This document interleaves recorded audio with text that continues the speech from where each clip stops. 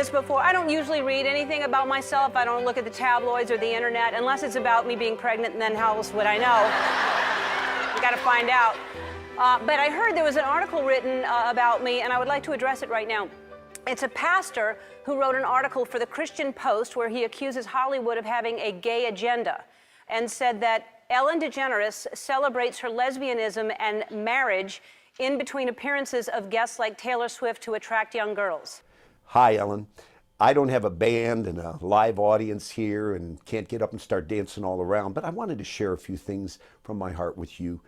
Yesterday morning, I awoke to discover you spoke to me directly on your nationally syndicated, award-winning talk show. Personally, I really was stunned, and I was humbled because I believe you are such an incredibly gifted comedian with a God-given gift to entertain and make people feel genuinely valued. Plus, you know, you've got that megawatt smile that simply, it makes people feel happy. You concluded, though, your remarks to me and the audience by saying, Larry, the only way I'm trying to influence people is to be more kind and compassionate with one another. That is the message that I'm sending out. I don't have an agenda. And in that same spirit, can I appeal to you to consider some thoughts, although we do share different worldviews? Contrary to what many may think, having heard some of the quotes from my article, I'm approaching you today not as an angry, mean-spirited fundamentalist, but rather in a spirit of humility, as a would-be friend. In fact, I'd love to chat with you one day and have a cup of coffee. You once said, and again I quote, "Stay true to yourself. Never follow someone else's path unless you're in the woods and you're lost and you see a path." Well, you know, years ago, I really was lost. I played in a band, ironically called the Lost Souls. But you know, I found a path of redemption in a personal relationship with Jesus Christ. And now, 45 years later, I continue to follow him and his revolutionary teachings. And what I want to share with you is out of a commitment just to be a faithful servant who upholds those teachings. Now, you were raised Christian Scientist, and maybe you saw similar blemishes that I did and still do in the Christian church. I admit we've unfortunately we've fallen far short in our testimony due to divorce, hypocrisy, scandals, and uncharitable attitudes in our ranks. And then in the area of sexuality, plus we're all broken. We have temptations. We struggle. I want to help people by being authentic and part of a generation, not so much imposing, but rather proposing a better way that really does lead to peace and freedom, stability, and long-term happiness. Now, to give you a glimpse into my life, a while back I have a friend, John, who wrestled with his sexual identity until he found the path to wholeness and healing in Christ. We walked the journey together as he battled the ravages of AIDS. It was so painful to watch. I listened, I encouraged, I reassured him along with his precious daughter prior to his premature death. Later, I was able to take care of his memorial service in a way that I trust inspired all of his former gay friends who attended to reflect on his life and theirs. Now, Ellen, hasn't the time arrived for everyone involved in this dialogue on gay-related issues to lower our voices and approach one another with respect and civility, even though we have our differences? Now, I know there's a lot of shouting, accusations, name-calling on all sides of the gay debate, but how about you and I model something positive? Let me put you to the test. Even though you'll probably disagree passionately on what I say, can you grant me the freedom to be forthright with you and faithful to biblical teaching for which I'll one day give an account? All right, here goes. Now, you said, I'm quoting, "I don't have an agenda." Well, if I was sitting right across from you, you might give me a fist bump along with a wink and a nod and just tell me that was just a joke. Where I cited you, quote, celebrating your lesbianism, you said, Larry, I don't even know what it means to celebrate my lesbianism. I mean, well, I guess I do. It's like that. Remember, the premise of my article was that Hollywood has a definite gay agenda, and you are aligned with it. In 1997, you were on the cover of Time magazine declaring, "Yes, I'm gay," after declaring it on your sitcom. You're an outspoken representative for the Human Rights Campaign Coming Out Project and a member of the advocacy group FLAG, Parents, Families, and Friends of Lesbians and Gays. In the quote you shared on TV, I want to reassure you that I never thought or implied that you were trying to purposely influence young girls into lesbianism. Instead, my point was that as an out and proud lesbian woman, probably the best known and most loved in the world, you wield tremendous influence over these girls, and your influence is decidedly pro-lesbian. Wouldn't you agree? Also, when you say you don't have an agenda, I understand you are a committed vegan who promotes the lifestyle on your website and encourages adopting turkeys rather than eating them at Thanksgiving. You stand strongly for animal rights by having the Humane Society leaders on your show, along with once being PETA's Woman of the Year. Plus, you promote and raise funds for transcendental meditation. Now, I don't begrudge you these involvements. They're indicative of your personal agenda. I only appeal, shoot straight. Secondly, you said that, quote, Larry is watching a lot of gay TV. So in the article, the pastor criticizes a lot of TV shows for promoting gay agendas. He says that Glee has over 5 characters. Modern Family had a gay wedding.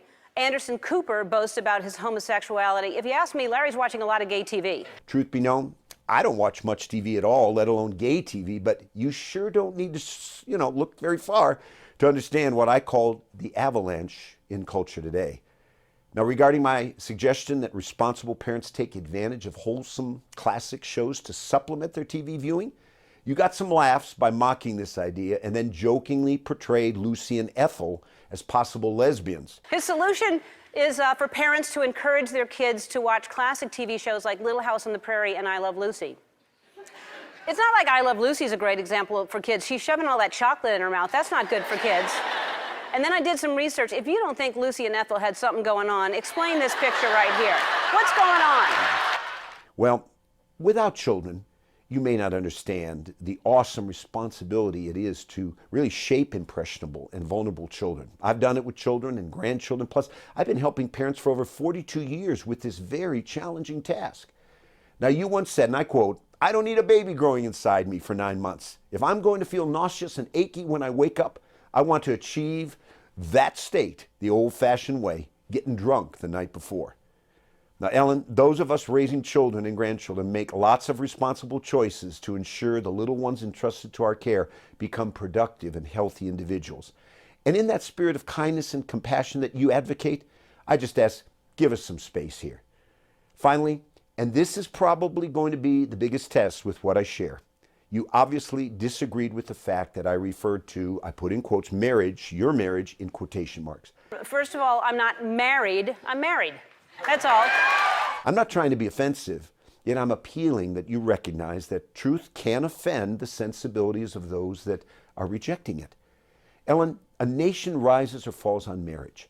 If we dismantle this pillar of society as it has existed for over 5,000 years of Western civilization, and we redefine it to accommodate other arrangements such as yours, or people advocating for polyamorous or polygamous or other configurations, what's going to be the consequences for this sacred institution and the future of our nation?